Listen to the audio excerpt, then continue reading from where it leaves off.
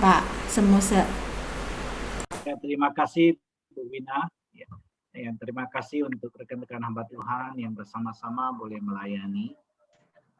Juga terima kasih untuk saudara sekalian ya dengan setia boleh bersama-sama kita beberapa 3 minggu betul-turut ya. Nanti kita juga masih ada lanjutan untuk bagaimana kita menindaklanjuti ya, pemahaman kita tentang salib Yesus Kristus ya di dalam kehidupan kita, kerohanian kita, mendekatkan diri kita kepada Tuhan. Nah, nanti selesai dari acara ini mungkin ada pengumuman dari Pak Ciken atau dari Pak Agus. Oke, nanti kita akan nantikan bersama. Ya, mari Bapak Ibu sekalian kita akan berdoa dulu sebelum kita melanjutkan ya akan sesi kita ini ya. Kita berdoa.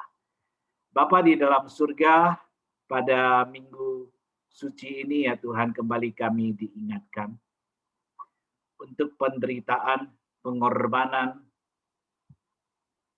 Yesus Kristus di atas kayu salib.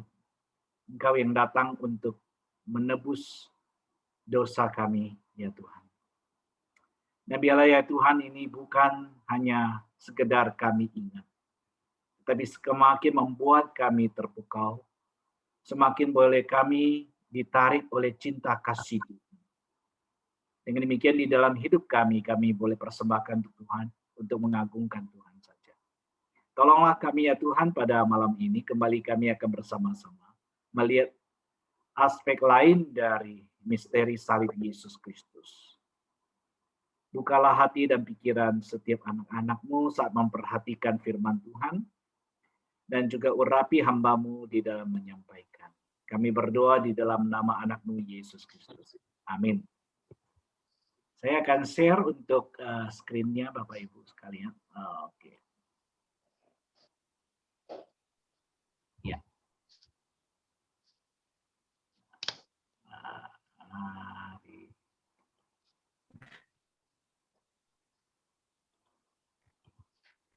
Oke, jadi malam ini tema kita adalah berkenaan dengan doktrin concurrence.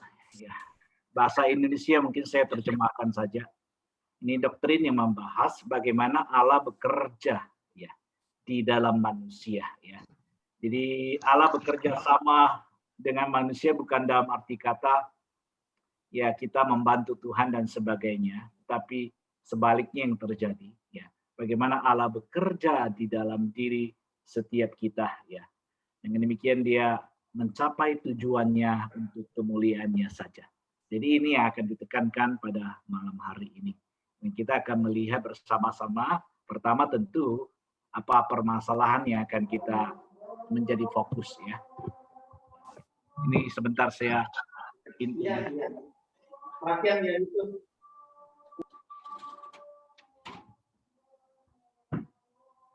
Ya. Ya, jadi ini permasalahan yang akan kita coba akan jawab bersama-sama. Yakni apakah kematian Yesus Kristus di atas kayu salib ini merupakan ketetapan Allah ataukah ini perbuatan dari ciptaan? Apakah ini adalah ulah si setan atau ulah jahat manusia, para pemuka Yahudi yang dengki kepada Tuhan Yesus?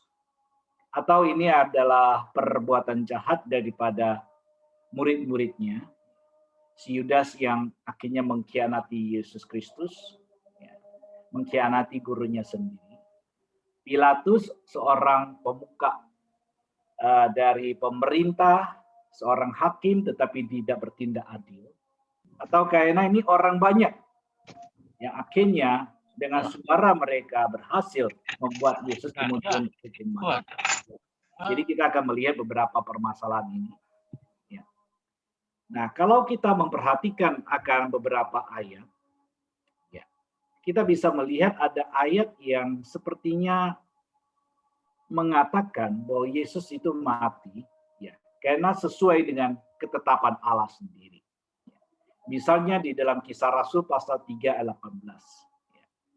Dikatakan dengan jalan demikian Allah telah menggenapi apa yang Dia telah firmankan dahulu.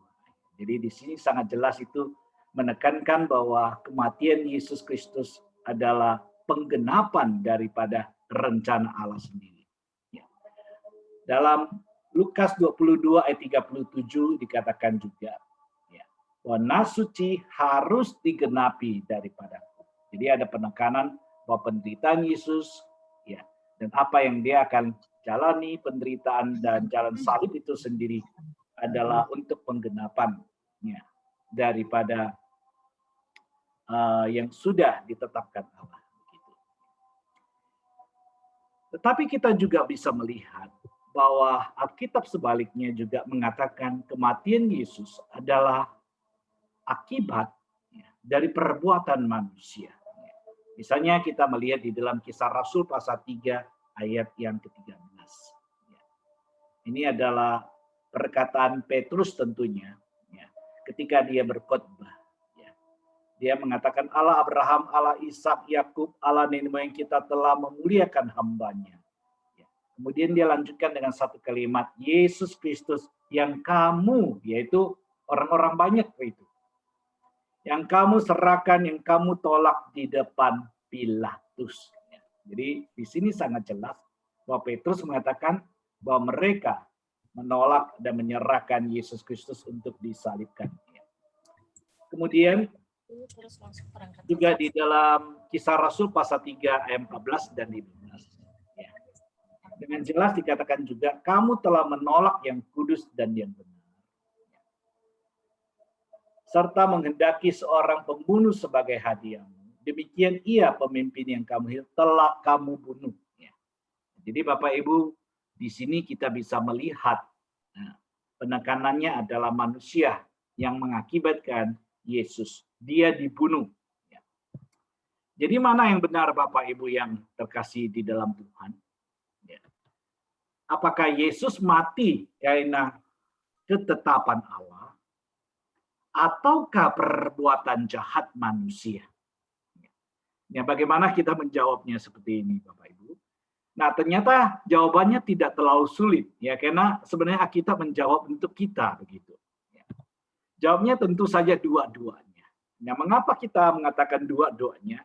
Karena Alkitab menjawabnya untuk kita bahwa Yesus mati di atas kayu salib itu adalah dua-duanya benar untuk menggenapi akan kehendak Tuhan, rencana Tuhan, rencana keselamatan Tuhan. Tapi sekaligus juga ini adalah ulah perbuatan jahat manusia itu sendiri. Nah, misalnya di mana? Misalnya di dalam Kisah Rasul pasal 2 ayat 22 dan 23 mengatakan ya. Ada beberapa bagian awal saya potong saja supaya lebih mudah untuk memperhatikannya. Ya. Yang aku maksudkan ialah Yesus dari Nazaret, seorang yang telah ditentukan Allah. Jadi sangat jelas Yesus Kristus adalah telah dipilih, telah ditentukan, telah ditetapkan Allah untuk mati di atas kayu salib. Dia yang diserahkan Allah menurut maksud dan rencananya. Tetapi sebaliknya, kalimat berikutnya adalah menekankan perbuatan manusia. Telah kamu salibkan dan kamu bunuh oleh tangan bangsa-bangsa durhaka. Nah, jadi di satu pihak sangat jelas ditekankan adalah penggenapan rencana Allah. Di lain pihak, manusia telah menyalibkan dan membunuh Yesus Kristus ya oleh tangan bangsa-bangsa asing.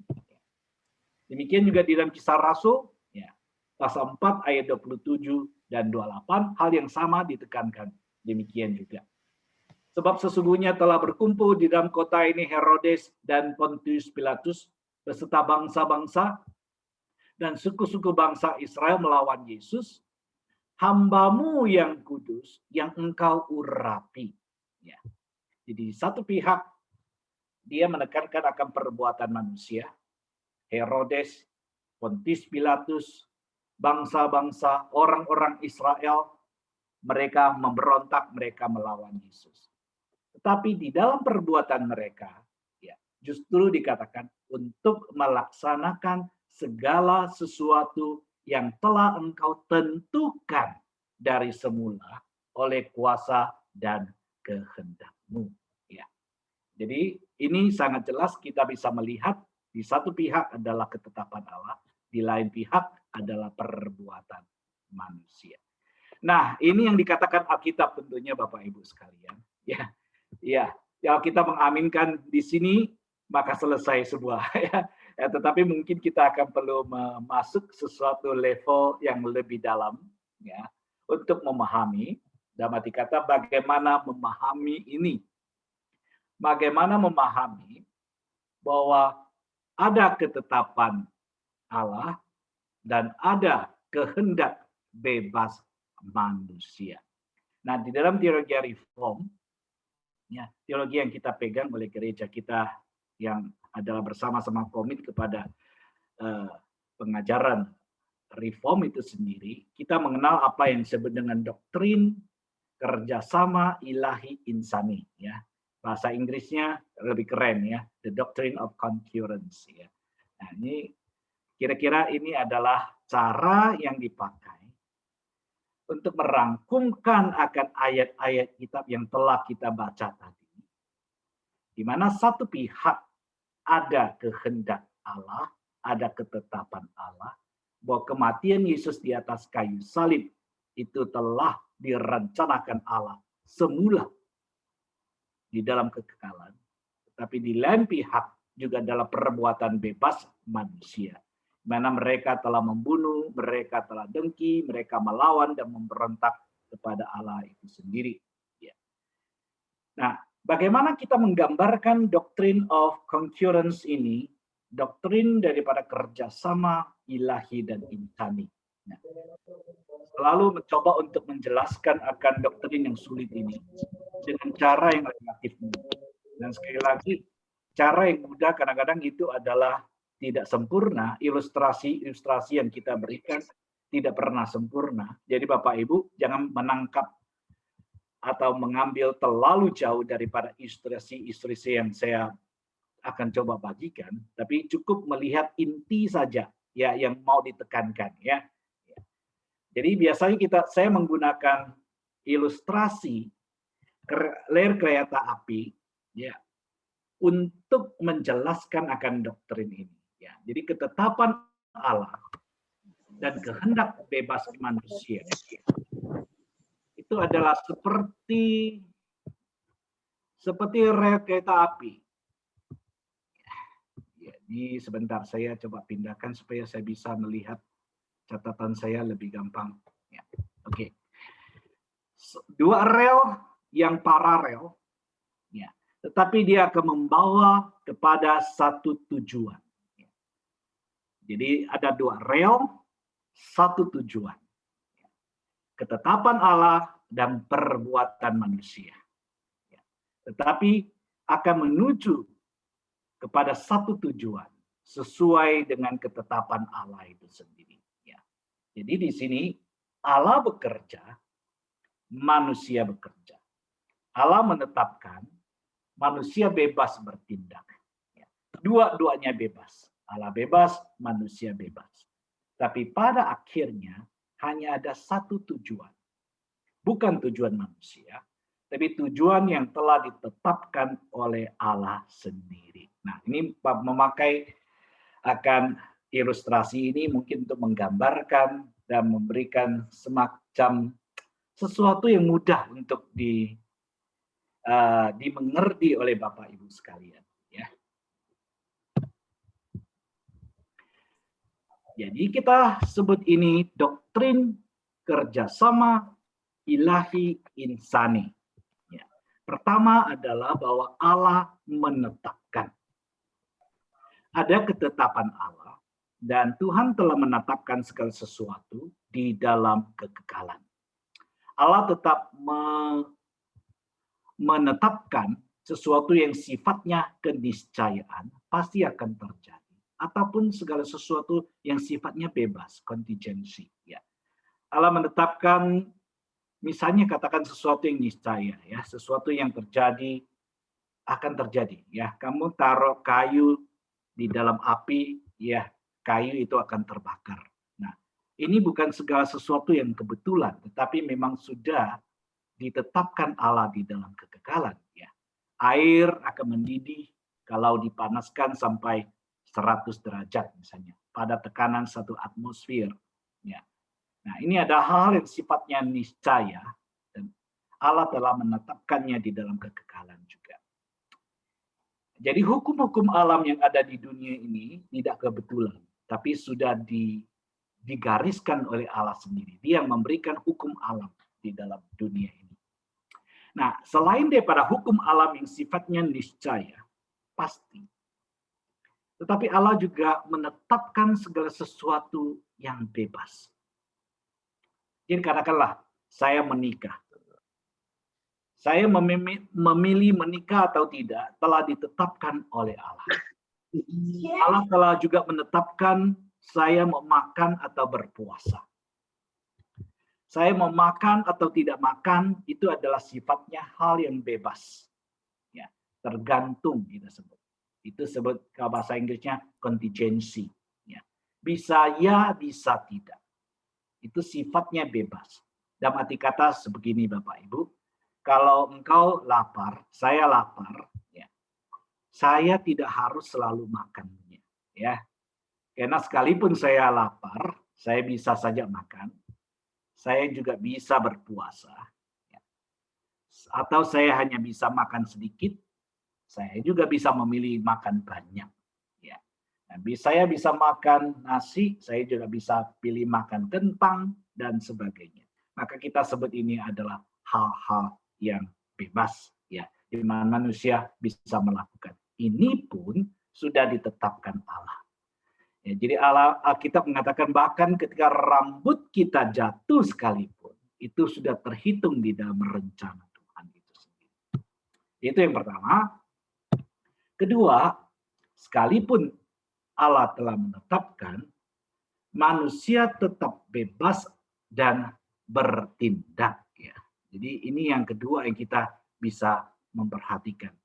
Manusia tetap berkehendak dan bertindak dan bebas untuk melakukan segala sesuatu. Ya. Jadi ketika saya mau pilih makan, saya tetap bisa makan. Saya tetap bisa tidak makan. Ya. Tadi Bapak Ibu datang di sini untuk bergabung dengan Zoom ini, seminar ini tidak pernah ada seseorang yang memaksa Bapak Ibu sekalian. Engkau bebas untuk masuk, engkau bebas juga untuk tidak masuk. Jadi ini adalah sesuatu yang sifatnya bebas, di mana engkau memiliki satu kehendak bebas untuk lakukan. Ya. Tidak ada sesuatu yang memaksa, Tuhan pun tidak memaksa. Sekalipun Dia telah menetapkan engkau akan datang bergabung bersama Zoom ini dan mengikuti webinar ini. Ya. Ini adalah sesuatu yang akan kita coba pikirkan bersama-sama bagaimana mungkin itu bisa terjadi. Tetapi Bapak Ibu sekalian, ya, sekalipun Allah menetapkan manusia bebas bertindak, tetapi pada akhirnya itu tetap hanya ada satu tujuan saja. Nah, tujuan ini bukan tujuan yang sifatnya gabungan antara manusia dan Allah, bukan. Ya, tujuan ini pada akhirnya adalah tujuan yang telah ditetapkan oleh Allah sendiri. Allah bebas, engkau bebas, tetapi pada akhirnya hanya kehendak Allah yang akan terjadi. Maka jadilah kehendakmu. Demikian Tuhan Yesus menjawab di dalam doa. Berdoa ya. Di dalam doanya di dalam Taman di Getsemani. Ya. Selanjutnya, ya, Allah menetapkan manusia bebas bertindak, ketetapan Allah telah terlaksana, tetapi manusia tetap harus bertanggung jawab atas perbuatannya. Nah, ini penting untuk diperhatikan. Jadi manusia ketika dia bebas bertindak, dia itu juga adalah bebas untuk bertanggung jawab. Artinya dia tidak bisa mengatakan, oh segala sesuatu sudah ditetapkan Allah. Saya tidak bertanggung jawab, tidak. Ya. Ya, pada dasarnya mereka tetap harus bertanggung jawab. Dan terakhir, poinnya adalah Allah tidak turut berdosa. Nah, ini penting untuk kita perhatikan semuanya. Jadi Bapak Ibu, kita lihat pertama-tama ya, Allah menetapkan. Ya. Jadi katakanlah misalnya Kristus telah diserahkan, menderita di atas kayu salib, bangkit pada hari ketiga ini karena Allah telah menetapkannya. Di dalam kekekalan semua ini akan terjadi. Yesus Kristus akan diserahkan. Yesus Kristus akan menderita. Dia akan mati disalibkan. Dia akan bangkit pada hari ketiga.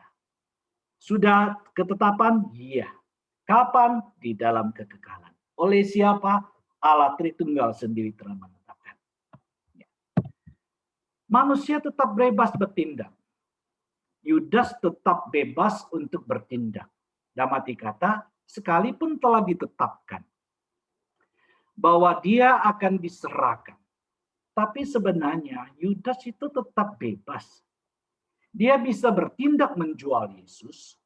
Dia juga bisa tidak menjual Yesus. Oleh sebab itu Bapak Ibu sekalian, Yesus ketika memperingatkan Yudas, itu adalah satu peringatan yang sifatnya tulus, genuine. Yesus tidak mengolok-ngolok ketika dia memperingatkan akan Yudas dengan mengatakan bahwa dia yang akan mencelupkan akan itu roti bersama-sama itu adalah orang yang akan menyerahkan aku. Itu adalah peringatan Yesus kepada Yudas sebenarnya. Dan Yudas itu harusnya dia sadar. Harusnya dia tidak mengkhianati Yesus. Dia bebas untuk tidak melakukannya. Ya. Demikian juga Pilatus itu tetap bebas. Dia bisa saja waktu itu membebaskan Yesus. Sekalipun Yesus telah ditetapkan bahwa dia akan disalibkan. Tapi Pilatus tidak harus mencuci tangan punya. Dia itu bebas untuk menghakimi Yesus dengan adil. Dan dia tidak harus mendengarkan suara-suara dari orang banyak. Dia tidak harus mendengarkan akan suara hasutan dari pemuka-pemuka agama. Pilatus bisa menyerahkan atau bisa membebaskan Yesus. Jadi dia bebas bertindak. Jadi kita katakan, entah Yudas menjual atau selanjutnya adalah sekalipun demikian, manusia bebas bertindak, kehendak Allah itu tetap akan terlaksana. Jadi entah Yudas itu menjual atau mengkhianati Yesus, atau dia tetap setia kepada Tuhan Yesus, Yesus tetap akan diserahkan. Nah, ini adalah sesuatu yang sebenarnya susah untuk kita mengerti, tetapi ini yang akan terjadi. Nanti kita akan melihat bersama-sama. Demikian juga, entah Pilatus membebaskan atau tidak membebaskan Yesus, Yesus tetap akan disalibkan. Mengapa demikian? Karena sudah ditetapkan oleh Allah sendiri akan terjadi demikian. Jadi sekalipun manusia bebas, kehendak Allah tetap akan terjadi. Dan manusia tetap harus bertanggung jawab. Dalam arti kata begini, ketika Yudas memilih untuk menyerahkan Yesus, mengkhianati Yesus, Yudas itu dia bertanggung jawab untuk dosanya mengkhianati Yesus. Sekiranya, seandainya Yudas itu memilih untuk tetap setia kepada Yesus, maka dia juga akan memperoleh buah dari kesetiaannya. Dia tetap mungkin akan menjadi rasul dan sebagainya. Pilatus tetap bersalah karena menyerahkan Yesus untuk disalibkan. Jadi manusia tetap harus bertanggung jawab atas setiap perbuatan-perbuatan yang mereka lakukan. sekalipun di dalam mereka melakukannya, ketetapan Allah tetap akan terjadi. Kita bisa melihat misalnya begini, di dalam satu bagian firman Tuhan, di mana Tuhan Yesus berkata demikian kepada Yudas, anak manusia memang akan pergi sesuai dengan yang tertulis dengan dia. Sudah ditetapkan oleh Tuhan. Tetapi celakalah orang yang olehnya anak manusia itu diserahkan. Saya sangat jelas. Manusia bebas. Ada ketetapan Allah. Manusia tetap bebas. Ketika mereka menyerahkan Yesus, maka dia akan celaka. Ada hukumannya. Bahkan Yesus mengatakan adalah lebih baik sekiranya orang itu tidak dilahirkan. Jadi ada satu peringatan sebenarnya besar kepada Yudas itu.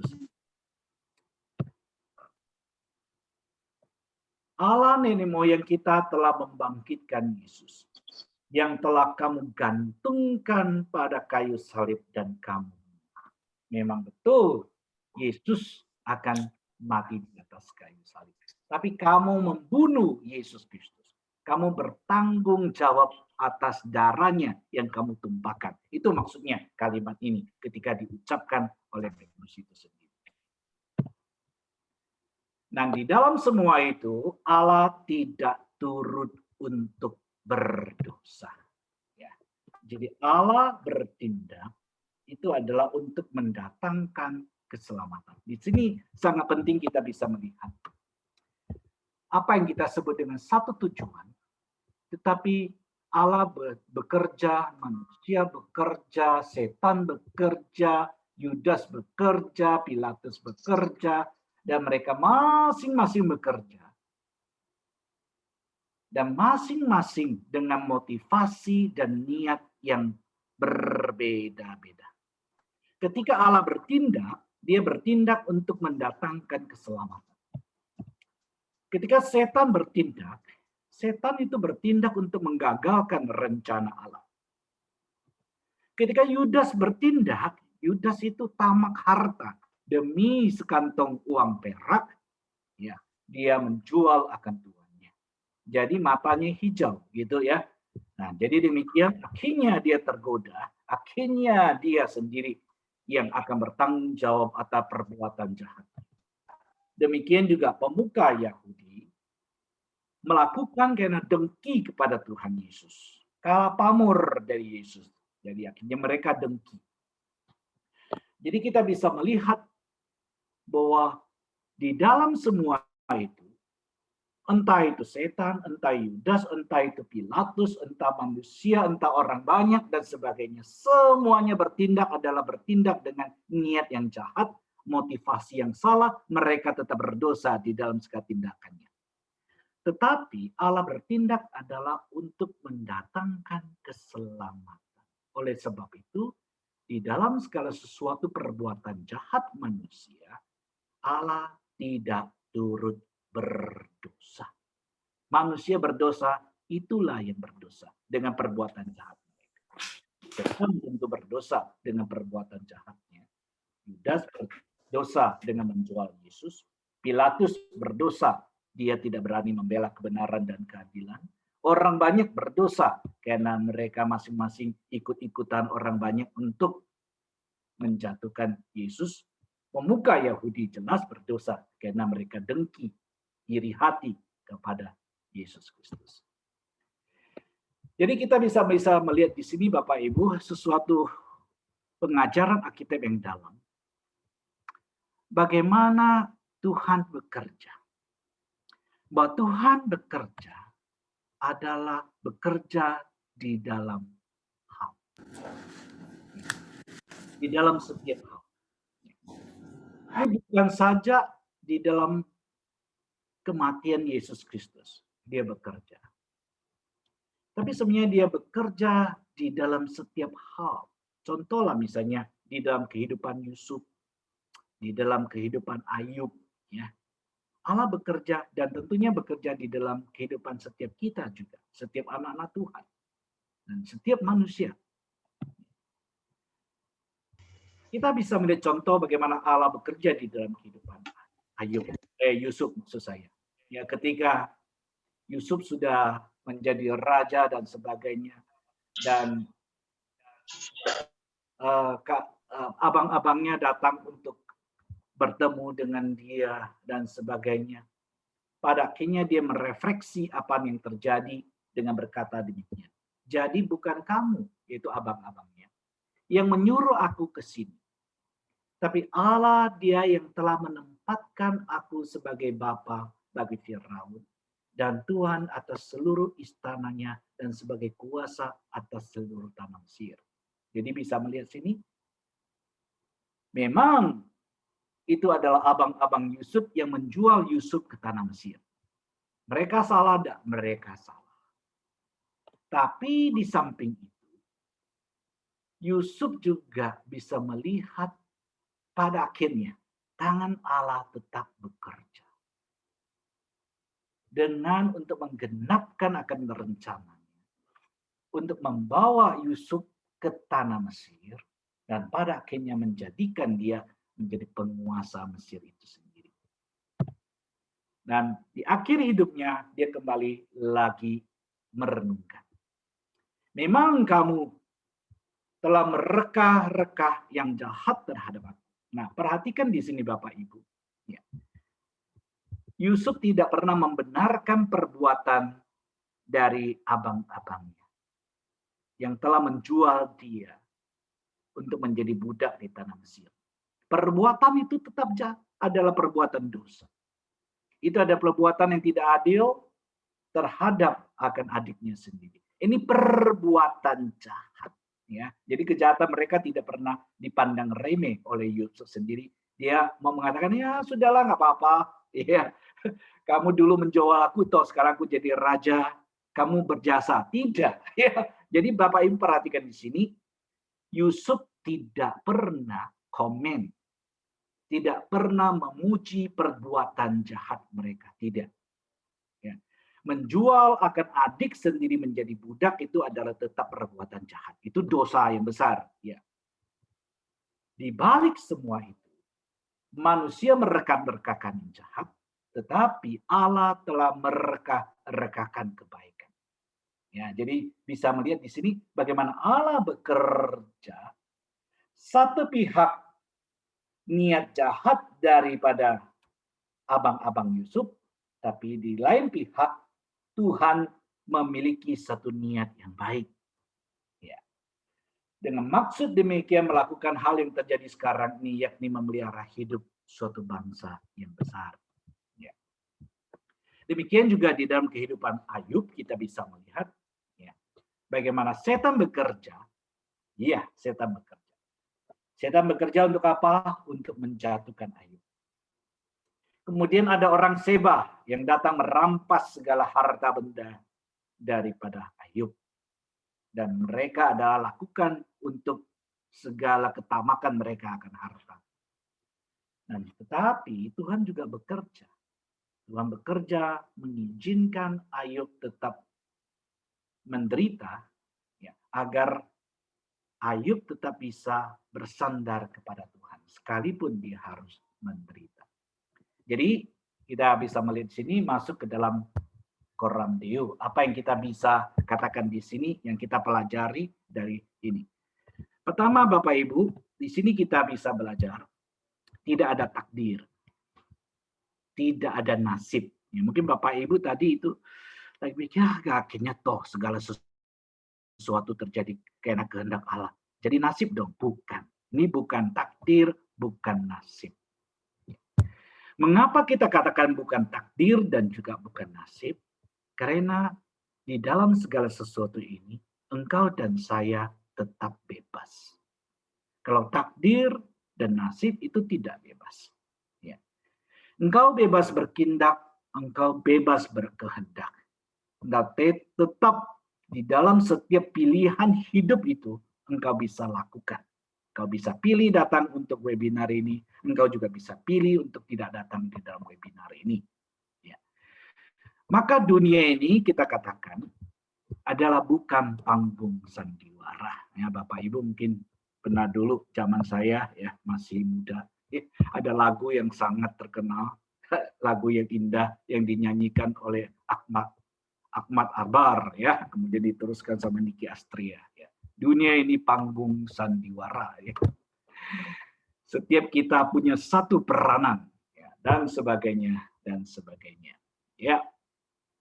Tetapi ini adalah menurut cerita mereka. Ini menurut pandangan dunia. Dunia adalah panggung sandiwara. Ya. Dunia seperti wayang.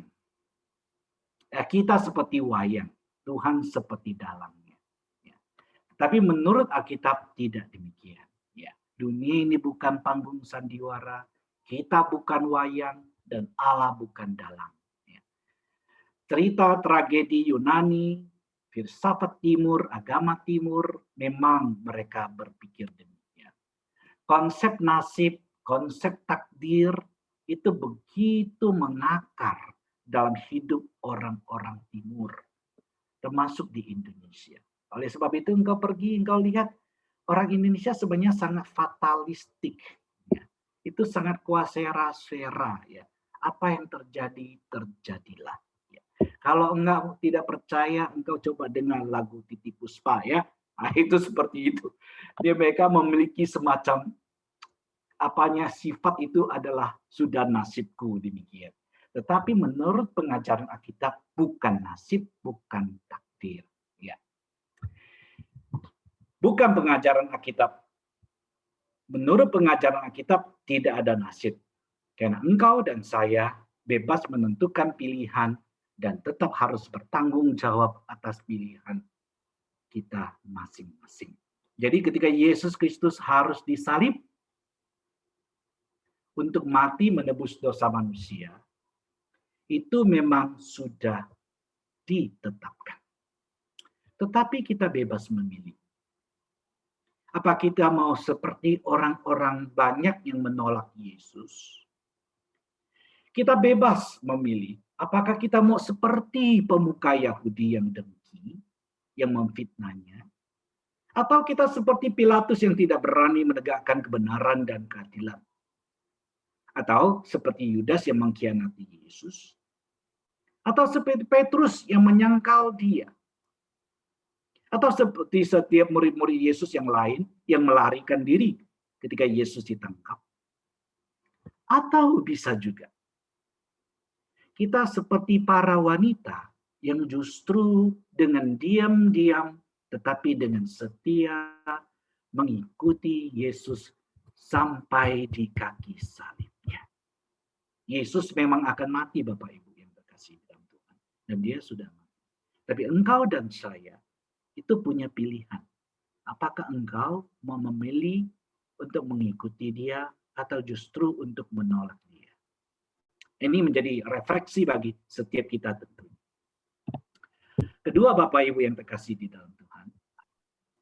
Tidak ada takdir, manusia tetap bebas. Kita bebas untuk dalam setiap akan pertanggungjawaban akan pilihan kita masing-masing.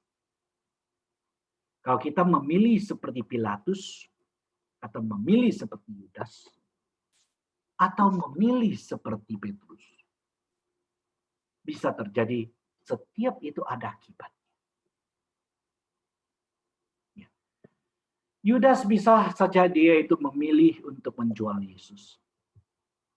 Tapi seandainya Yudas itu kemudian dia bertobat, dia toh akan dipulihkan seperti Petrus juga. Petrus menyangkal Yesus. Tapi kemudian dia tidak memilih seperti yang dilakukan oleh Yudas menggantung diri. Tidak. Ya. Petrus akhirnya memilih untuk bertobat. Dan ketika dia bertobat, Tuhan memulihkan dia. Dan bahkan memulihkan akan kerasulannya. Dan dia bahkan itu tetap menjadi seorang pemimpin yang luar biasa. Jadi ini menjadi satu refleksi bagi kita Bapak Ibu. Kita punya satu tanggung jawab untuk di dalam setiap pilihan kita.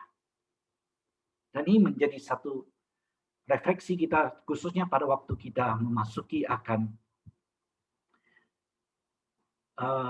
Minggu Suci ini, ketika kita datang kembali kepada salib Yesus Kristus. Kita kembali diingatkan untuk mengaminkan dan mengakui dosa-dosa kita, bertobat, dan terus datang kepada Tuhan. Kita tidak harus seperti Yudas. Kalaupun kita terjatuh seperti Petrus, tetap ada pemulihan ketika kita mau bertobat dan memberi diri kepada Yesus. Ya. Coram Deo selanjutnya ini adalah bagi anak-anak muda, Bapak Ibu yang terkasih di dalam Tuhan. Memang jodohmu sudah ditetapkan, ya. Tetapi engkau tetap harus memilih. Ya. Manusia tetap bebas memilih sesuai dengan firman Allah. Ya. Jodoh ditetapkan, iya, tapi engkau tetap bebas memilih. Ya. Dan engkau tetap harus memilih sesuai dengan firman Tuhan. Jodoh di tangan Tuhan, iya, betul. Tapi engkau tetap harus memilih, Bapak Ibu. Ya. Jadi untuk orang-orang muda selalu ingat, ya, engkau tetap harus pilih. Dan pilihlah sesuai dengan firman Tuhan. Ya. Pilih pasangan yang seimbang. Pilih pasangan yang di dalam iman. Pilih pasangan yang memiliki karakter, budi, pekerti yang sesuai dengan baik. Engkau bebas memilih, Bapak Ibu. Ya. Anak-anak muda sekalian, engkau yang masih belum punya pasangan, belum punya jodoh, ya. Engkau pilih baik-baik. Ya. Jodoh di tangan Tuhan, betul, ya. Tapi engkau tetap bisa pilih A, pilih B, pilih C, tidak masalah. Kalau engkau pilih A, maka A itu jadi jodohmu. Engkau pilih B, B itu jadi jodohmu. Engkau pilih C, C jadi jodohmu. Mengapa? Karena pada dasarnya engkau tidak bisa lari daripada jodoh Tuhan. Oke? Nah, ingat ini yang penting ini. Tugas Allah untuk menetapkan jodohmu. Dan tugasmu untuk bukan tugasmu. Ulangi ya, ulangi supaya jelas ini untuk yang mencari jodoh. Ya. Adalah tugas Allah untuk menetapkan jodohmu. Tapi bukan tugasmu untuk mencari tahu siapa jodohmu. Nah, ini kesalahan orang adalah selalu pergi untuk mencari jodohnya siapa. Ini adalah kesalahan utama. Sehingga orang pergi untuk lihatlah garis tangan, mereka pergi lihat kartu lah dan sebagainya, pergi ke dukun untuk lihat siapa jodohnya, itu salah besar. Ya. Tugas Tuhan untuk menetapkan jodohmu, tapi bukan tugasmu mencari siapa jodohmu. Adalah tugas manusia untuk memilih dengan baik-baik sesuai dengan firman-Nya. Nah, itu dia. Ya, untuk anak-anak muda ini, ya. Jadi doktrin ini punya langkah praktis juga. Oke. Lanjut. Kemudian kedua adalah tidak ada yang kebetulan. Segala sesuatu ditetapkan, tidak ada takdir, tapi tidak ada kebetulan juga. Kehendak Allah tetap akan terjadi. Yesus di atas kayu salib bukan kebetulan. Not by accident. Ya. Ia datang dengan sengaja untuk memenuhi rencana Allah bagi engkau dan saya. Tuhan Yesus tidak mati tergantung di sana karena nasib. Tuhan Yesus bukan tergantung di atas kayu salib juga bukan karena kebetulan. Not by accident, tapi dia datang memenuhi rencana Allah. Tidak ada kebetulan, tidak ada hoki. Ya, banyak orang, khususnya orang-orang Tionghoa, suka sekali hoki, keberuntungan, rezeki banyak karena hoki. Tidak. Rezeki tidak datang karena hoki. Rezeki tidak datang karena kebetulan. Rezeki itu adalah berkat Allah yang turun dari surga untuk kamu dan saya. Rambut kita jatuh pun sehelai, Alkitab mengatakan, sudah ada di dalam penetapan Tuhan. Bagaimana engkau bisa mengatakan bahwa berkat yang turun untuk engkau dan saya makan? Segala pekerjaan, segala penghasilan yang kita dapatkan pada hari ini, khususnya pada pandemi, engkau bisa mengatakan itu kebetulan? Tidak. Maka tidak ada kebetulan, semua berkat adalah datang dari Tuhan. Oleh sebab itu, jika engkau dapat rezeki, gaji naik, dapat promosi, lulus sekolah, dapat jodoh, dapat anak, dapat mantu, ya, ingat, bukan karena hoki, bukan karena kebetulan, tapi berkat Tuhan. Jadi jangan lupa bersyukur, ya, jangan lupa berterima kasih kepada Tuhan. Segala sesuatu telah ditetapkan dan kehendak Allah tetap terjadi. Nah, ini penting untuk kita perhatikan. Apa yang Tuhan telah berikan kepada kita, ya. Segala sesuatu telah ditetapkan untuk dan dia akan terjadi adalah untuk kebaikan kita. Tidak ada nasib, tidak ada kebetulan. Yang ada adalah providensia Allah. Tuhan memelihara. Allah memelihara. Allah turut bekerja dalam setiap hal kehidupan kita. Allah kita tidak jauh di sana. Dunia tidak berputar seperti mesin, tidak. Ia memang bertata di sana, tapi Allah juga bekerja di sini. Ia turut bekerja di dalam setiap hal. Jadi kita bisa melihat di sini bahwa hidup ini adalah hidup di mana kita dipanggil untuk seturut dengan providensia Allah. Ya. Jadi hidup menurut akan providensia Allah ini adalah sesuatu yang sangat-sangat meneguhkan iman kita sebenarnya. Karena kita ada satu keyakinan, ada damai sejahtera. Kita bisa bekerja, kita makan, kita bisa minum, kita bisa tidur, kita bisa lakukan dengan tenang tanpa khawatir. Mengapa? Oleh karena kita tahu, saat kita tidak bisa bekerja sekalipun, saat kita tidur, Allah tetap bekerja, ia tidak tidur. Kita berkata Allah memberikan berkat-Nya kepada orang-orang percaya saat mereka tidur. Allah turut bekerja untuk mendatangkan kebaikan bagi orang-orang percaya. Maka kita bisa hidup dengan tenang, bisa damai sejahtera. Tugas kita adalah, Bapak Ibu sekalian, tugas kita adalah hidup dengan penuh ketaatan, kesetiaan, bekerja dengan rajin, tidak malas, sungguh-sungguh di dalam pekerjaan kita. Dan selanjutnya apa yang terjadi? Ya, let God do His part. Biarkan Allah melakukan akan bagiannya. Orang dunia ini hidup sana, sikuk sini, sikuk sana. Ya, orang Kristen jangan melakukannya. Bukan saja itu salah, tetapi apa yang ditentukan oleh Allah tidak pernah akan terlewatkan. Jadi maka Alkitab mengatakan Allah turut bekerja di dalam segala sesuatu untuk mendatangkan kebaikan bagi mereka yang mengasihi. Itu bagi setiap kita yang terpanggil sesuai dengan rencana Allah. Jadi Allah turut bekerja untuk kebaikan akan orang-orang percaya. Maka penderitaan dan kejahatan yang terjadi diizinkan dan terjadi untuk kebaikan orang pekerja. Penghukuman orang fasik pun terjadi adalah untuk kebaikan orang percaya. Nah, pada akhirnya semua orang percaya akan melihat keadilan Allah dijalankan. Pada akhirnya semua yang ia lakukan adalah untuk kemuliaan Allah sendiri. Ya.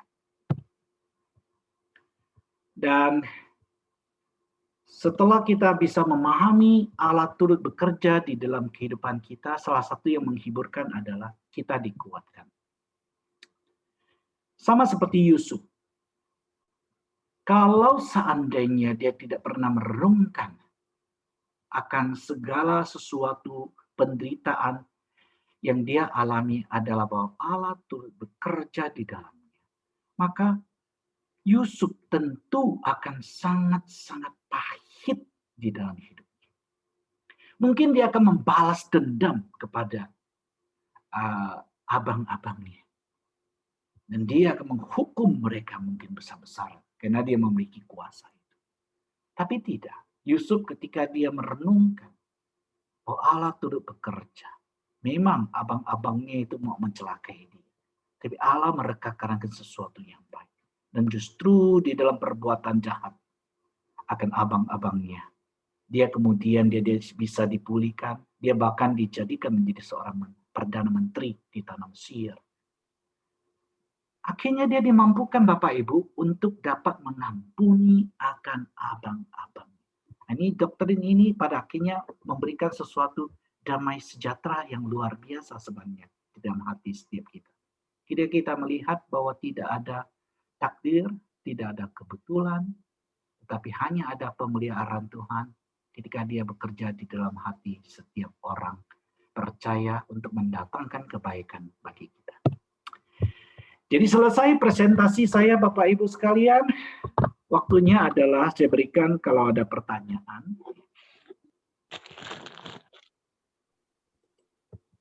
Ya. Terima kasih Pak Philip untuk penjelasan materinya yang saya percaya juga pasti akan jadi berkat buat Bapak Ibu semua yang sudah hadir di sini. Ya Bapak Ibu, terima kasih untuk setiap pertanyaan yang sudah masuk. Mungkin seperti minggu lalu. Jadi yang akan saya tanyakan pertama-tama adalah pertanyaan yang berkaitan langsung dengan tema. Untuk beberapa pertanyaan yang kurang berkaitan, akan saya tanyakan di akhir kalau misalnya masih ada waktu. Jadi seperti itu. Kalau misalnya Bapak Ibu masih ingin bertanya, silakan, masih terbuka kesempatan, silakan langsung tuliskan di kolom chat.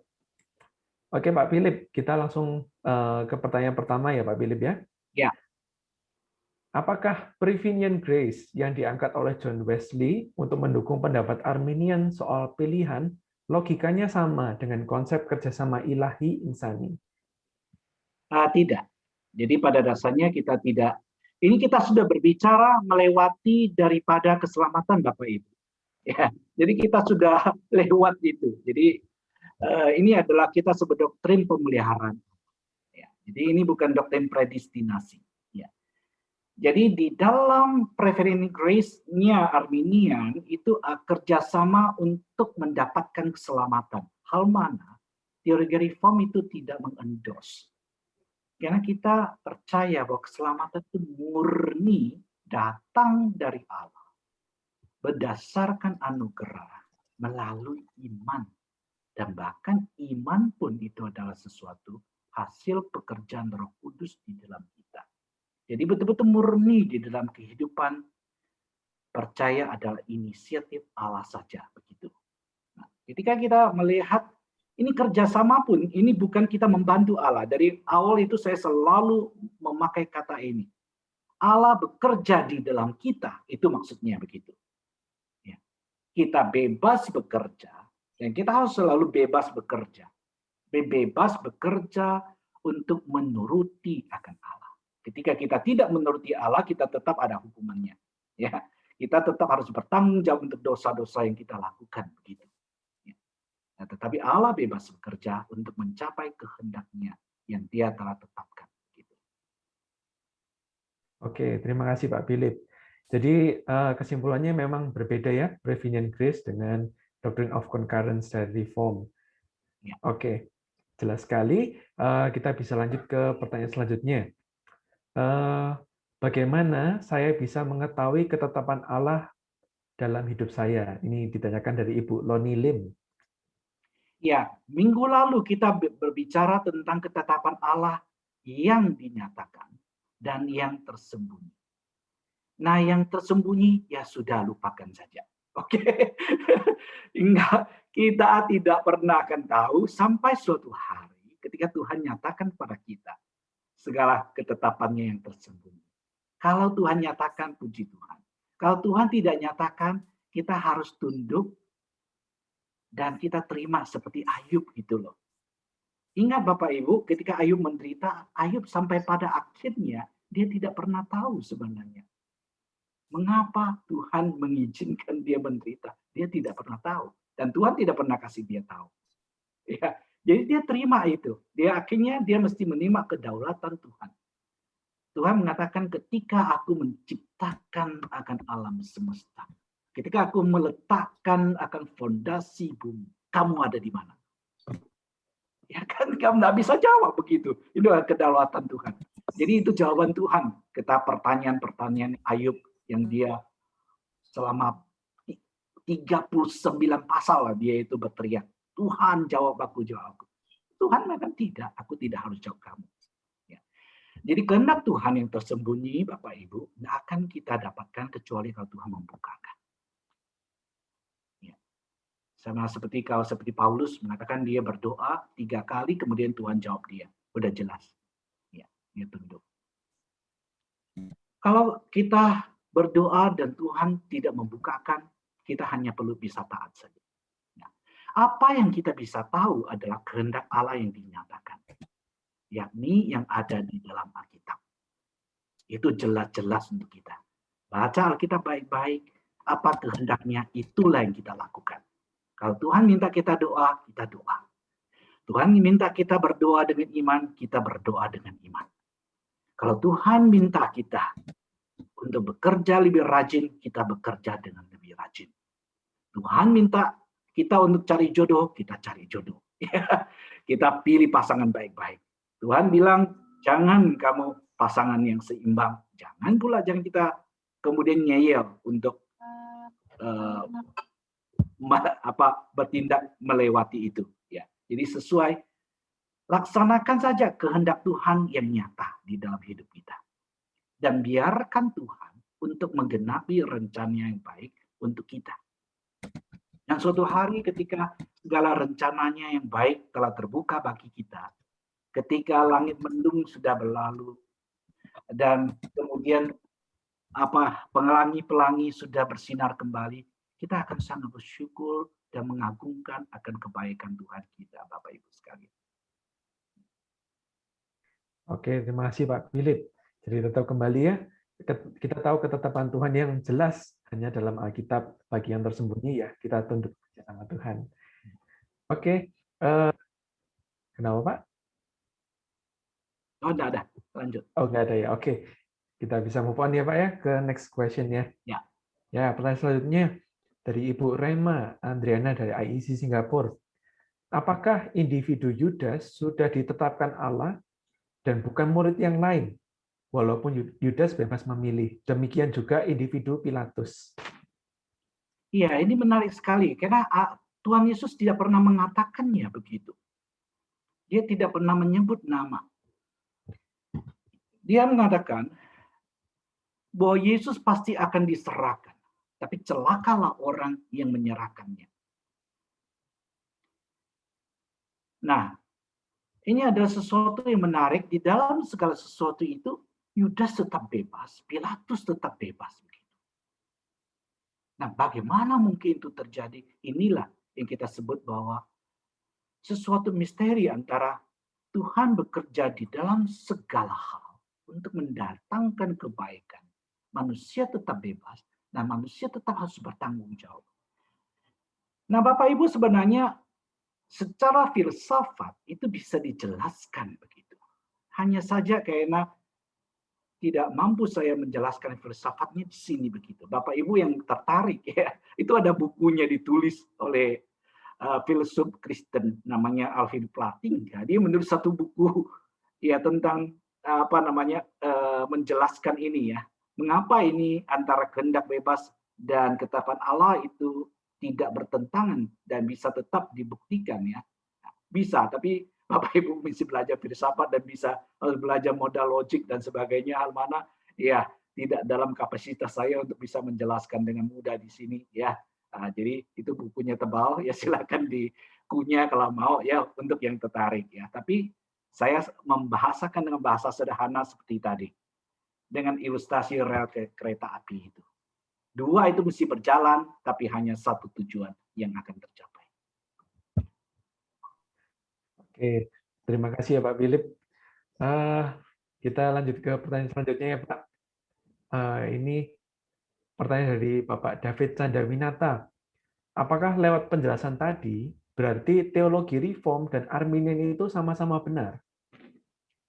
Iya, tidak. Dalam arti kata, saya tidak mengatakan 100% salah, begitu, tidak. Tapi ada bagian tertentu di mana teologi Arminian kita tidak bisa terima. Ini ketika mereka berbicara dan memberikan inisiatif pertama keselamatan kepada manusia. Ya, pada intinya itu yang kita tidak bisa terima adalah Arminian mengatakan bahwa karena saya memilih untuk percaya, lalu Allah di dalam kekekalan melihat Philip Chung akan memilih percaya Yesus, maka dia di dalam kekekalan kemudian memilih Philip Chung. Pada akhirnya Philip Chung lah yang memiliki inisiatif pertama untuk keselamatan. Tidak. Kita mengatakan ini tidak tepat, ini tidak sesuai. Karena bertentangan dengan Efesus pasal 2 ayat 8-9. Di mana Alkitab telah sangat jelas mengatakan keselamatan adalah anugerah Allah belaka. Maka tidak ada manusia yang bisa membanggakan dirinya. Ya. Jadi itu yang kita tidak bisa setuju dengan teologi Arminian. Oke Pak, jadi memang Reform dan Arminian itu tidak bisa setuju dalam hal keselamatan tadi ya Pak ya. Berarti Ya, kalau dalam hanya inisiatif keselamatan itu. Nah, pokok lain tentu masih ada, tetapi ini yang paling esensial di dalam perbedaan itu. Oke, siap Pak. Terima kasih Pak Philip. Oke, selanjutnya dari Bapak Denny Suganda, apakah manusia sudah ditetapkan untuk masuk neraka? Iya, kita ditetapkan, ini kita mungkin tidak mengatakan dengan kalimat yang sangat keras seperti begini ya. Karena selalu ingat bahwa ketetapan Allah ada. Tapi di balik itu, maksudnya itu rel itu tidak pernah jalan satu gitu. Dia selalu mesti dua begitu. Ya, jadi selalu ada yang disebut dengan kehendak bebas manusia. Manusia dengan bebas untuk memberontak kepada Allah. Manusia dengan bebas untuk memilih tidak percaya. Manusia dengan bebas untuk memilih kebinasaan itu sendiri. Tetapi ketika kita akhirnya diterima di dalam kerajaan sorga, itu semata-mata anugerah saja. Jadi ini penting sekali. Oleh sebab itu, mengapa kita menekankan dua ini berjalan bersama begitu? Ada kehendak Allah, iya. Ada kehendak bebas manusia, iya. Dua-duanya mesti jalan, iya. Jadi mesti dipegang dua-duanya ini. Kalau enggak, kita enggak akan seimbang. Akhirnya kita akan membuat Tuhan itu menciptakan dosa. Karena membuat kita sendiri, sekalipun aku nanti memberontak kepada Allah, sudahlah, karena ditetapkan Allah. Bukan begitu. Ketika kita memberontak terhadap Allah, karena kita memang memilih untuk memberontak kepada Allah. Dengan bebas. Tidak ada yang mendorong, tidak ada yang mengganggu, tidak ada yang memaksa Adam dan Hawa untuk mengambil akan buah pengetahuan baik dan jahat itu. Mereka dengan kesadaran sendiri, sekalipun ditipu oleh si ular, ya. Tapi sekalipun ditipu ular, mereka tetap bebas. Karena mereka boleh menolak ular, masalahnya. Ya, mereka tidak harus ya, untuk menuruti ular punya. Ya. Oke Pak, jadi memang kita harus pegang, harus seimbang ya Pak ya, Selalu antara harus imbang. Ya, ketetapan Allah dan juga kehendak manusia. ya, karena bebas manusia berjalan bersama. Oke, thank you Pak. Oke Pak, pertanyaan selanjutnya Pak. Nah, bagaimana dengan waktu kematian? Kapan kita mati? Bagaimana dan di mana kita mati? Apakah juga masuk dalam ketetapan Allah? Ini dari Bu Rema ini. Iya, setiap hal, bahkan rambut kita jatuh pun, itu adalah di dalam kehendak Allah. Tetapi ingat Bapak Ibu, bukan kewajiban kamu dan saya untuk mencari tahu kapan waktu Tuhan untuk kamu dan saya. Selalu ingat bahwa ketetapan Allah yang tidak kelihatan itu jangan dicari. Jangan pergi untuk buka. Oh, tanggal sekian. Nanti saya akan kena stroke lah dan matilah dan sebagainya, itu jangan dicari. Oke, Bapak Ibu, itu urusan Tuhan. Ya, makanya kenapa kita sangat menekankan bahwa tentang ada kehendak Allah yang tersembunyi, ketetapannya yang nggak kelihatan untuk kita. Ada nggak Alkitab mengatakan ketetapan Allah? Ada. Bisa kelihatan nggak? Nggak kelihatan. Itu rahasia. Bahkan ketika Paulus pun dikatakan dia pernah naik ke surga, ke langit tingkat ketiga dikatakan. Nah, perhatikan Bapak Ibu, setelah itu Paulus tidak pernah mencatat satu kata pun tentang kondisi surga. Dia mengatakan, aku mendengarkan suara-suara, mendengarkan percakapan-percakapan yang begitu luar biasa, tapi dia tidak pernah mencatatkan. Apa yang dicatat oleh Yohanes itu adalah segala sesuatu yang diperintahkan oleh Tuhan, dibukakan kepada Yohanes di Pulau Patmos untuk dicatatkan. Saya yakin Yohanes itu melihat lebih banyak daripada yang dia catatkan. Mengapa tidak boleh dicatatkan? Karena itu rahasia Allah. Maka jangan percaya orang-orang yang katanya pergi ke surga, kembali ke bumi, lalu catat-catat segala sesuatu. Tidak, Allah memiliki satu rahasia. Saya tidak mengatakan bahwa orang itu adalah pasti berbohong, dia telah ke sana. Tidak, bisa saja itu pengalaman pribadi. Tapi ingat, pengalaman pribadi adalah pengalaman pribadi. Dia tidak boleh menjadi sesuatu panutan kehidupan spiritual kita. Yang menjadi panutan kehidupan spiritual adalah Alkitab. Kita sebut the sufficiency of the word of God. Alkitab itu cukup. Cukup Bapak Ibu. Kalau cukup itu kita puas. Jangan cari yang lain. Jangan tambah-tambah Bapak Ibu. Oke. Ya. 1-2 Korintus sudah cukup. Jangan tambah 3 Korintus. Tidak ada 3 Korintus. Sekalipun ada yang disebut 3 Korintus, karena sudah tidak masuk ke dalam, sudah tidak ada lagi. Selesai, sudah. Alkitab dari Kejadian sampai Wahyu sudah tutup. Jangan ditambah lagi. Karena itu sudah ditutup oleh Tuhan. Apa yang ditutup Tuhan jangan dibuka. Apa yang dibuka Tuhan jangan ditutup. Ini menjadi satu sandaran kita. Jadi fokus kepada yang kelihatan. Selalu ingat. Kehendak Allah yang nyata. Alkitab itu yang turuti. Yang tidak kelihatan, kita tunduk untuk taat, submit begitu. Ya, kira-kira begitu ya jawabannya. Oke, thank you Pak Philip. Jadi ketika menjawab pertanyaan Bu Rema, bagaimana dengan waktu kematian? Tentu ditetapkan Allah. Oh iya, lalu konsekuensinya tetap saja menurut sama apa yang dinyatakan Allah dalam Alkitab. Jangan mencari yang tersembunyi seperti waktu kematian kita. Seperti itu ya Pak ya? Betul. Saya kelupaan itu menjawab. Kalau gitu kita sebaik-baik tanggung jawab kita sebagai manusia. Hidup sehat, ya. Waktu untuk olahraga dan sebagainya. Sebenarnya waktu ngomong gini saya juga menegur diri sendiri sebenarnya. Karena saya termasuk orang yang jarang olahraga. Selalu ingatkan sama istri saya untuk olahraga, jaga tubuh baik-baik, makan baik-baik, ya. Cek kesehatan baik-baik, ya, dan sebagainya. Ya.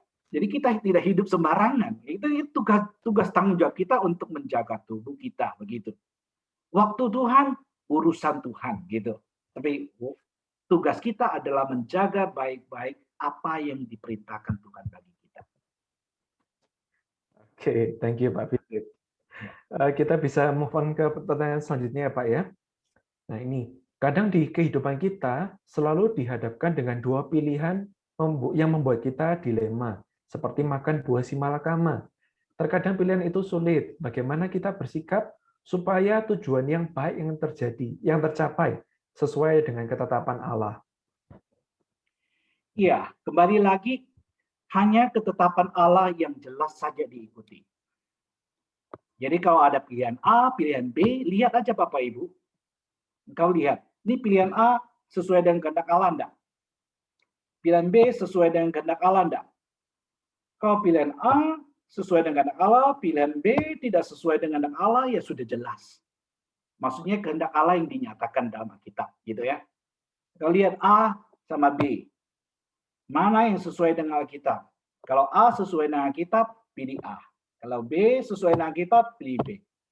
Lalu bagaimana kalau itu dua-duanya itu sesuai dengan Alkitab? Nah, kalau itu sesuai dengan Alkitab dua-duanya, sekarang engkau memiliki kebebasan di dalam Tuhan. Maka sekarang gunakan baik-baik hikmat yang Tuhan berikan pada kamu.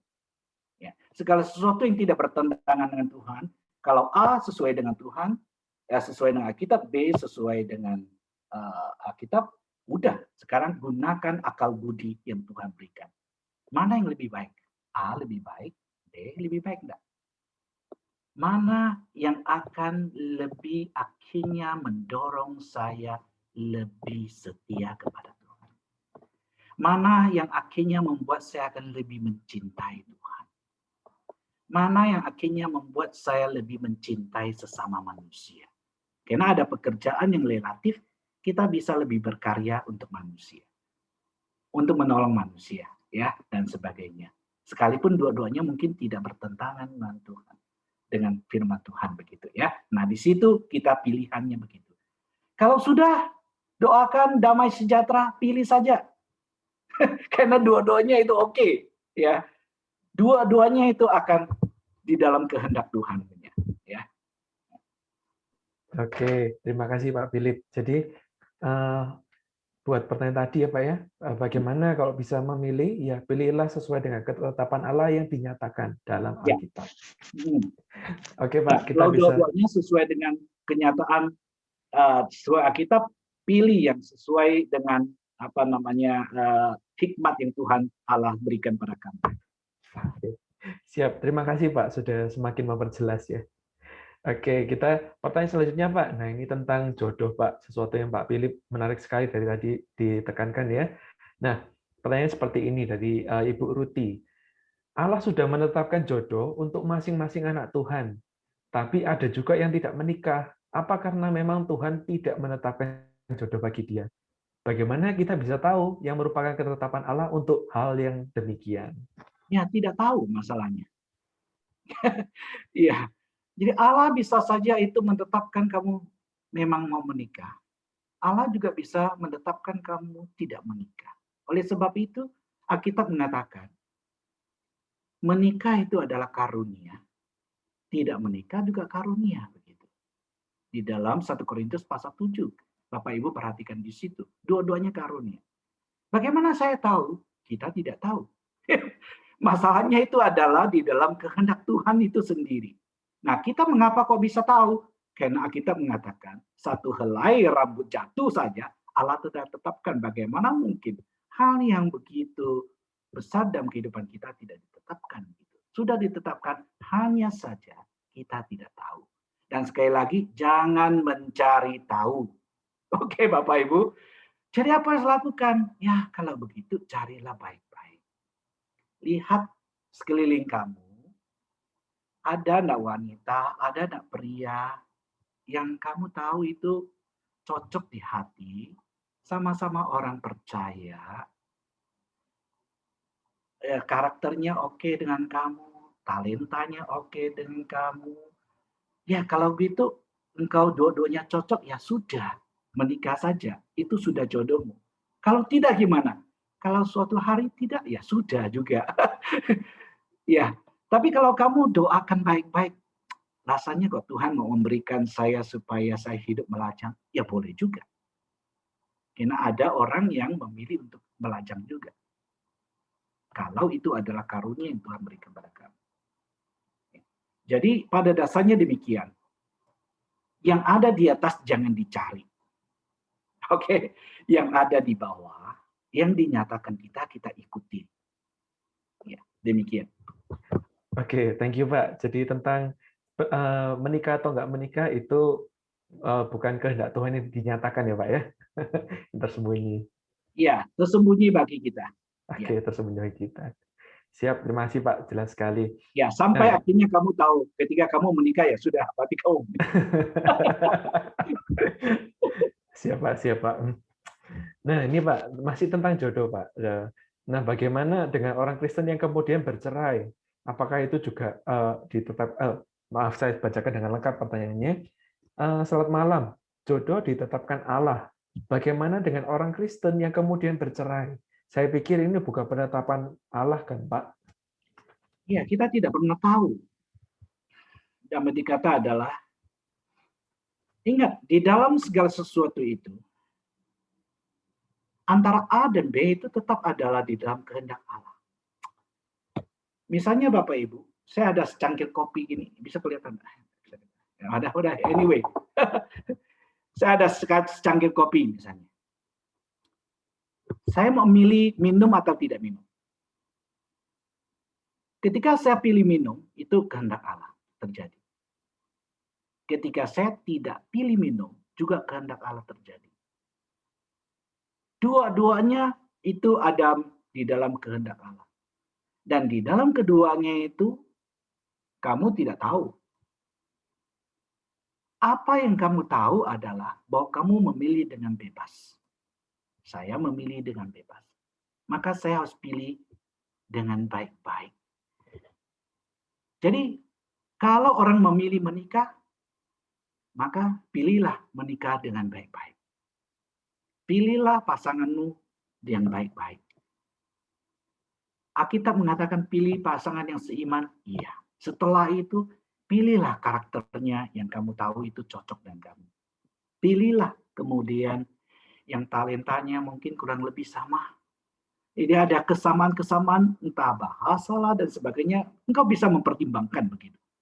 Nah setelah itu, setelah menikah, hiduplah sebagai suami istri baik-baik. Semua itu ada nasihat firman Tuhannya. Dan ketika terjadi konflik dalam rumah tangga, ya coba baik-baik diselesaikan begitu.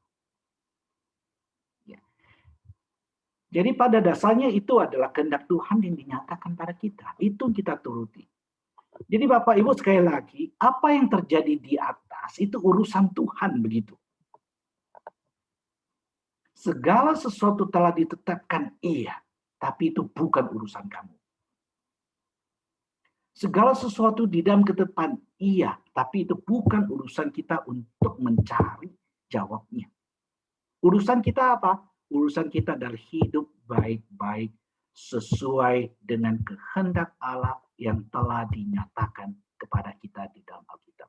Nah ini penting sekali, penting Bapak Ibu selalu hanya perhatikan yang di bawah. Yang di atas itu tertutup bagi kita. Tidak bisa sampai kepada kitab kehidupan dan buka untuk lihat. Itu rahasia. Tuhan Yesus tidak membukakan untuk kita. Dan kita tidak hidup berdasarkan kehendak Allah yang tersembunyi. Ingat Ulangan 29 ayat 29. Apa yang tersembunyi adalah untuk Tuhan. Apa yang dinyatakan adalah untuk kita. Udah, taati itu aja. Oke, Bapak Ibu, taati itu aja, taati aja. Ya. Oke, terima kasih Pak Philip. Jadi memang untuk keputusan bercerai kita nggak tahu apakah itu ketetapan Allah atau tidak, tapi kita tahu itu yang pasti adalah merupakan salah satu kehendak bebas manusia. Seperti itu ya Pak ya?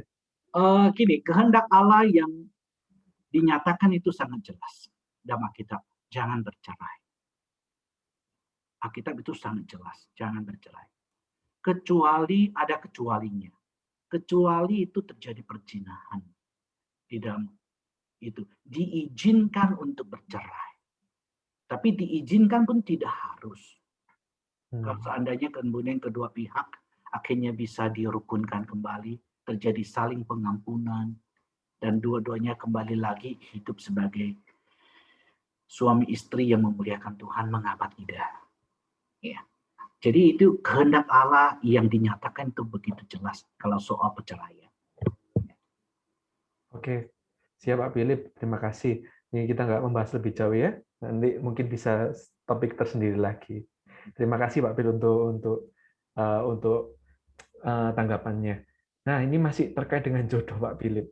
Katanya banyak yang tertarik ya dengan bahasan jodoh tadi. Kalau anak-anak muda selalu tertarik. Iya Pak. Nah ini Pak pertanyaannya Pak. Jodoh di tangan Tuhan. Apakah pernikahan beda agama juga termasuk jodoh Tuhan? Makanya itu selalu bilang jodoh di tangan Tuhan, iya. A, B, C, D. Jodoh di tangan Tuhan. Kamu pilih A, A jodohmu. Kamu pilih B, B jodohmu. Kau pilih C, C jodohmu. Kau pilih D, D jodohmu. Mana yang jodohmu? Saya nggak tahu, Tuhan telah menetapkan. Apa yang menjadi kewajiban kita itu bukan mencari siapa. Selalu ingat, yang menjadi kewajiban kita adalah apa perintah Tuhan tertulis tentang mencari jodoh. Oke, perintah Tuhan tentang mencari jodoh. Jadilah jodoh yang seiman. Ya enggak? Jadilah jodoh yang cinta Tuhan. Itu saja diulangi-ulangi lagi, itu saja yang mesti harus dilakukan. Jadi stick kepada apa yang dinyatakan. Yang tidak dinyatakan jangan dicari. Kita nggak tahu. Ya. Itu kesalahan orang pergi ke untuk apa namanya? Pergi cari kartu itu loh. Ya, itu salah gitu. Iya Pak. Masih Pak Philip. Wah, kalau melihatnya banyak yang tertarik soal cinta, mungkin nanti Pak Philip bisa bikin webinar cinta dan pernikahan dipandang dari perspektif reform. Oke, terima kasih Pak Philip. Kita lanjut selanjutnya ya Pak ya, pertanyaan selanjutnya. Tentang ayat Allah turut bekerja, apakah kita boleh memandangnya seperti ini? Jika terjadi sesuatu yang salah, yang sepertinya bertolak belakang dengan ketetapan Allah, bisakah kita mengatakan bahwa hal itu belum selesai dan Allah masih melanjutkan ketetapannya melampaui kehendak bebas manusia? Iya, jadi pada dasarnya tugas kita adalah baik-baik mengikuti Tuhan. Ketika saya udah bekerja baik-baik, saya tidak mencuri, saya tidak merampok, saya tidak menipu, saya jatuh di dalam penderitaan. Saya kena tipu habis-habisan. Misalnya seperti itu ya. Pekerjaan saya habis, uang saya habis, dan sebagainya.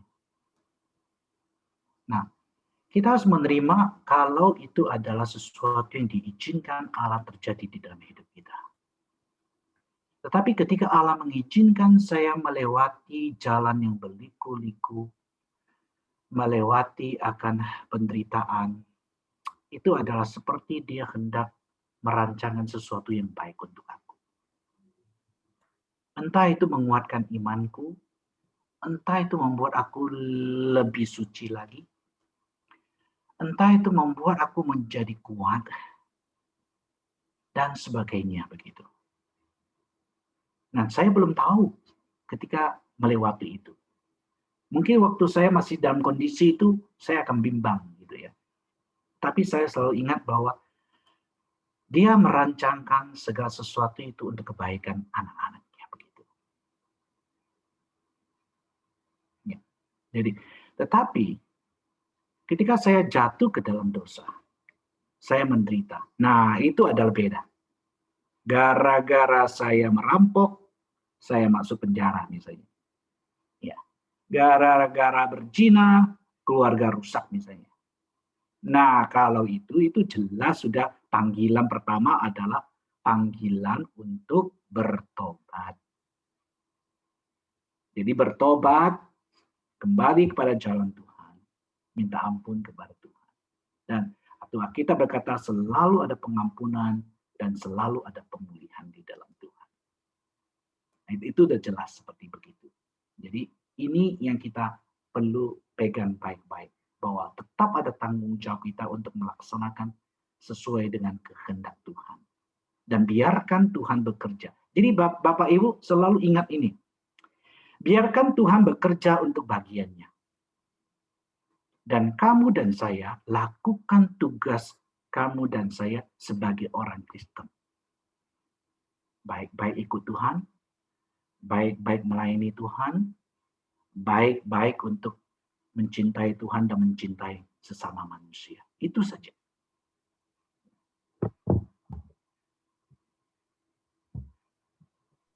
Baik Pak Philip, terima kasih ya Pak ya. Memang benar-benar jadi satu formula yang mungkin kita bisa pegang ya buat malam ini. Lakukan tanggung jawab kita yang terbaik dan biarkan Tuhan juga menjalankan ketetapan Tuhan. Iya, itu seperti begitu. Iya. Oke. Let's God be Ya. God. Jadi biasanya orang bilang, let's God be God, let man be man. Ya, Tuhan biarkan Tuhan. Dia punya tugas untuk melaksanakan segala ketetapannya. Kewajiban Tuhan adalah kepada Tuhan. Ya, ingat ya. Kewajiban Tuhan bukan kepada kita. Kita punya kewajiban adalah menuruti kehendak Tuhan. Karena itu adalah panggilan kita sebagai orang percaya begitu. Ya. Oke, Pak Philip, terima kasih. Nah, memang karena keterbatasan waktu, jadi memang ini akan jadi pertanyaan terakhir untuk sesi kita pada hari ini. Nah, ini pertanyaan dari minggu lalu, Pak, dari Ibu Shirley Wiatno. Nah, pertanyaannya seperti ini. Ketika Adam dan Hawa melakukan dosa, bukankah Tuhan memberikan free will untuk mereka, taat atau tidak? Lalu untuk menerima keselamatan, mengapa Tuhan tidak memberikan free will? Oh, jelas memberikan free will. Ketika keselamatan juga kita ada free will. Hanya saja free will kita agak sedikit berbeda. Ya, oke. Jadi kehendak bebas manusia itu adalah bebas. Hanya di dalam dosa manusia itu bebas berbuat dosa. Jadi ini agak sedikit berbeda. Kebebasan yang sesuai dengan naturnya itu agak sedikit berbeda. Ini agak sedikit teologis. Cuma mungkin pakai ilustrasi lagi ya. Seperti ilustrasi tentang gitar yang sumbang itu. Ya. Gitar sumbang itu adalah seperti manusia berdosa. Bebas dimainkan enggak? Bebas. Kamu mainkan saja gitar sumbang itu. Seberapapun kamu mainkan gitar sumbang itu, dia tetap akan sumbang. Mengapa? Karena pada dasarnya dia sudah sumbang begitu. Oke, kamu bebas mainkan gitar sumbang. Nah, itu kira-kira di dalam manusia berdosa begitu. Ya. Jadi mereka bebas enggak? Bebas. Tapi bebas melakukan segala sesuatu. Dan segala sesuatu yang dia lakukan akan tercemar dosa. Seperti suara gitar yang sumbang, bagaimanapun dimainkan tetap akan suaranya itu sumbang. Nah, setelah di dalam Yesus Kristus, kita di-stir ulang. Oke. Akhirnya sekarang semua udah baik kembali. Nah, sekarang tergantung. Kalau kamu taat kepada Tuhan, kamu akan mengeluarkan suara gitar yang merdu. Tapi begitu kamu kembali lagi jatuh ke dalam dosa, suara gitar kamu sumbang lagi. Oke. Nah, sekarang kamu bisa bebas, tak? Bebas mainkannya. Tapi sekarang bebasnya adalah kamu bisa bebas untuk mengikuti Tuhan. Maka suara gitarnya merdu.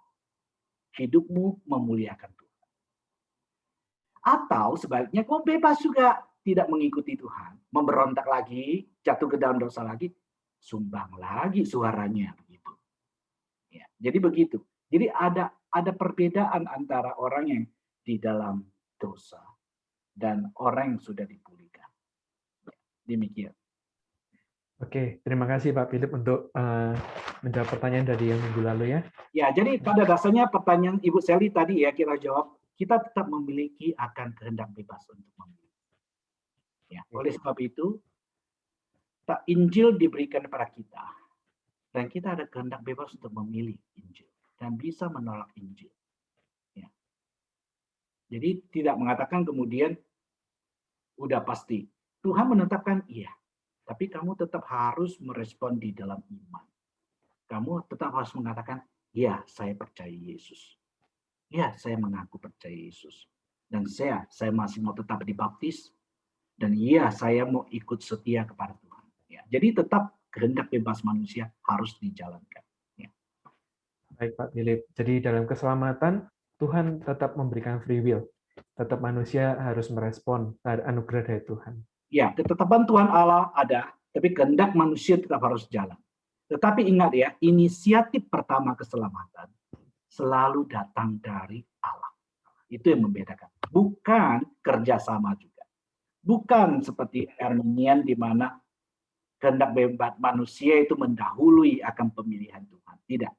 Ya, jadi ini mesti jelas gitu. Oleh sebab itu, Roh Kudus mesti masuk di dalam hatimu dan hatiku dulu. Untuk membuat kita akhirnya menginsapi akan dosa kita.